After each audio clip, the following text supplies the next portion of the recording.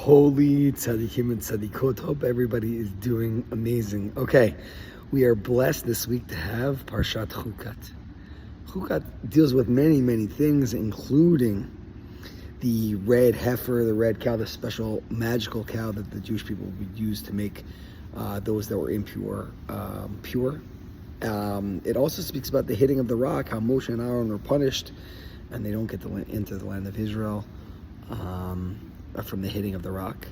And the parsha continues on, and the Jewish people are traveling in the desert, and they come to a place called Cheshbon.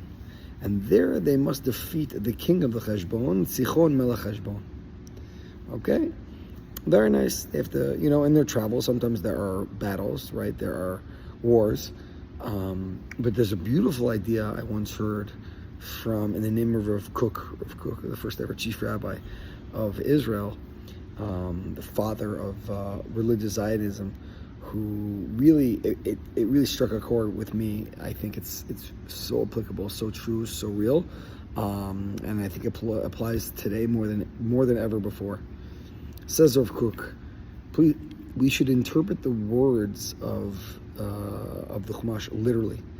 That the Cheshbon literally means a ledger, a receipt, right? How much is something cost versus how much do you receive, right?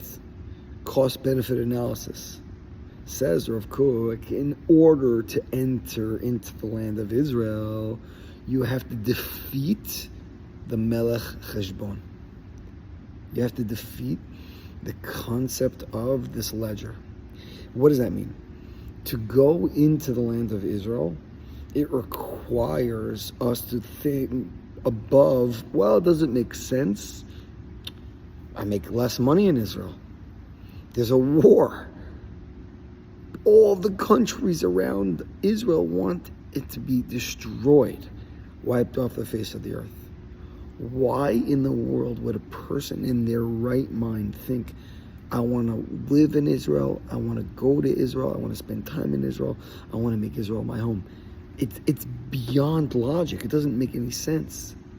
My brother actually is running a special trip for Holocaust education and bringing in non-Jewish teachers to Israel during the summer, bring them to Yad Vashem and to various other places. My brother told me, that half of the people who had signed up to come on this trip canceled the trip. Half. The trip was literally sliced in half. Why? Because they thought, why would I go to Israel? They're in the middle of a war. Who knows it's crazy. You have to be crazy to come here. Says Rav Kook, this is what it takes to conquer, to acquire, to live, to be a part of the land of Israel. It's above normal. It's above regular. It's extraordinary.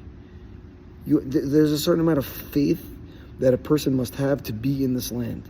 Not that, I figured it out and everything, it makes more sense to be here. No, it oftentimes does not make so much sense for us to be here. It doesn't make so much sense for everyone the whole world to gang up against us. Is it really worth it?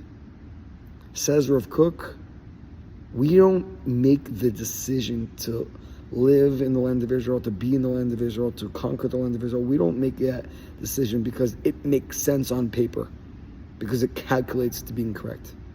We make that decision because it's right, because that's what Hashem wants from us.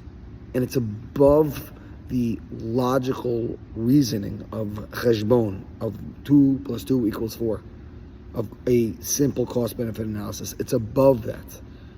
There's something deep inside of us that yearns to be part of this land. It's not calculated, right?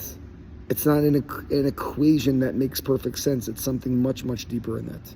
It's defeating the concept of an equation of 2 + 2 = 4.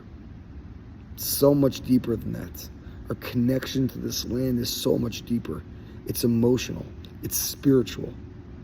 It's biblical. And it's forever. And the moment we realize that it's not based on an equal sign, then there is no other place for us.